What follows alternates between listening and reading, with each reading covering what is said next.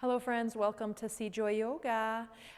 It's balance is what we're going to talk a little bit about today. And I'm not going to go super in depth. I've done that in some other videos, but body parts, body component parts to think of that help us with balance are strong ankles, activated glutes. Not that they have to be activated all the time. We have to know how and when to activate them.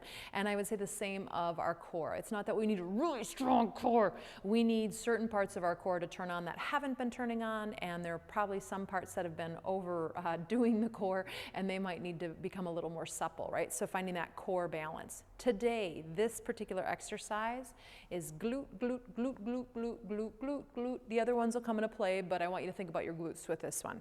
You'll notice I have a chair and that I have a block. If you don't have a block, it's just something that you can stand upon with one foot where the other foot can hover a little bit off of the air, right?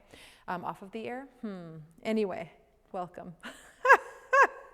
So get your setup, get whatever that is. And it can't be too squishy of a surface, or you're going to have crazy issues balancing just by nature of having an uneven surface. And the chair you may or may not need, but just have it there, then you don't have to go searching for it. So we're going to start with the left foot up on the block. My whole foot is on the block. It's a little short for mine, so I'd rather have my heel very grounded and my toes hanging off. The toes should not be our main balancers, although in some of us, they were for me when I started this work. They are, right? So heel and ball mounds definitely on, and I'm going to come into what I call funky Tadasana. Right? Funky mountain pose. My feet are still parallel like train tracks, and they're lined up. They're just on different heights. Now from there, I'm going to go ahead. You'll notice my hand is on the chair just to ensure. I'm going to start to straighten my standing leg, my left leg, and I'm still on my toes for just a hot second. As soon as I straighten that leg, my hip wants to go out. That's an inactive glute. Put your fingertips on there if you can come off of the chair, and go ahead and kind of just tap it a little bit and hug that in until you feel the sturdy. Then bring the hand back down to your support system. Now from there, we're going to try to lift our right toes, and we're going to try to come into Tadasana. It just happens that one of my feet has nothing underneath it, my right foot specifically, right?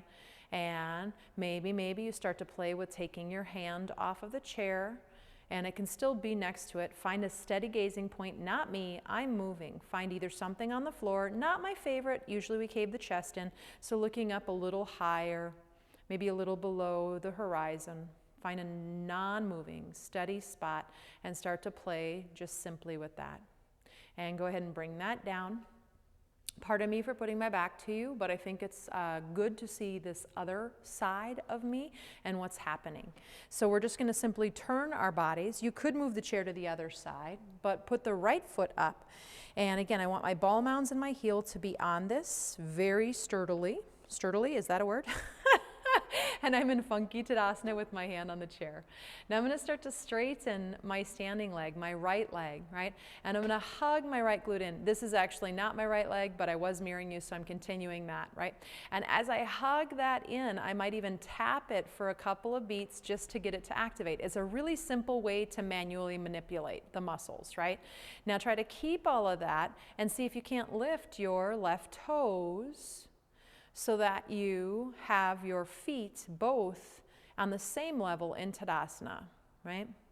Take another breath from there. Maybe the hand comes off of the chair and you play with keeping that right glute hugging in. And again, I'm aware it's my left leg and coming down, but I want to make sure I do both sides of my body and not continually do the one side. So I'm just trying to keep my body safe too, right? And then we're going to come back to our left foot on the block.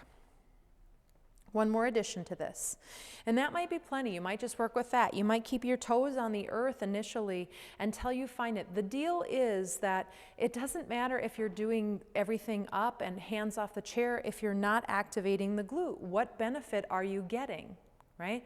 So I would rather have toes on the ground and grabbing onto the chair and really working that glute in and finding that, and then maybe someday the release or whatever comes, right? So we are in funky Tadasana. We're going to start to come up, and on this one I'm actually going to turn away from you so you can kind of see. It's more on this side of my body, you'll see it, right? So this time I am on the same side as you. We're both working our left leg, and we come up into the straighten left leg, we get that glute to activate, and we're standing up nice and tall without our left hip moving behind us or out to the left. And that right toes may come up, they may not. Yeah? Now this one goes something like this. I'm going to let that right foot start, it stays flexed, but I let it start to come down to the earth, and in the process my left hip ends up kind of sticking out a little bit, like I'm standing at the grocery store with a cart or a thing on my side, right? And then I'm going to try to lift my right foot, not from lifting my right foot, but from hugging my left glute in. So again, my right foot moves down a little bit, my left glute disengages, I'll call it. Not sure if that's exactly the right word anatomically, but hey. And then to lift my right foot up, I hug my left glute in, and I go down one more time, and I'm going to do that one more time. So one more time, I hug my left glute in to lift the foot. Go ahead and bring that down, and just notice what you notice. If you need a little wiggle or a jiggle, you take it. And then we're going to put our right foot up. And again, you can simply turn. I'm going to face you now that you know what's going on so you can see the other side. I come into Funky Tadasana, and then I straighten my right leg. I invite the right glute to start turned on so I know what that's like, and I lift my left toes. Now I go ahead and I keep my left foot flexed, but I let the left foot move down to the ground a little bit, aka I release, disengage the right glute a little bit. To lift the left foot, I don't just lift the left foot up, I'm going to engage my right glutes and come up, right? And I'm going to do that again, nice and slow. Take your time with this. Feel free to use the chair. Hug the right glutes in, glute. There's more than one glute, right? But there's one main one that we're working right now. And we're going to hug that right glute in one more time to lift the leg. And then go ahead and come down off the block. Now, after that, I like to stretch mine, so I'm going to add that in just real briefly. We're going to use the chair, so it's not about balance. We're going to go ahead, and if it's available, we'll put our right ankle on our left knee. You could sit in a chair and do this, or lay on your back. And then we're going to go ahead, grabbing onto the chair. We're going to start to bend the left knee and sink down until we start to feel that right buttocks. Lengthening the spine is really helpful for isolating in the glutes. And standing up, right foot down, left ankle, right knee, flex the foot, let the thigh gently stay away from the body, right? Don't let it lift up in, bending the knee, and we start to hopefully feel a little stretch in the left glutes.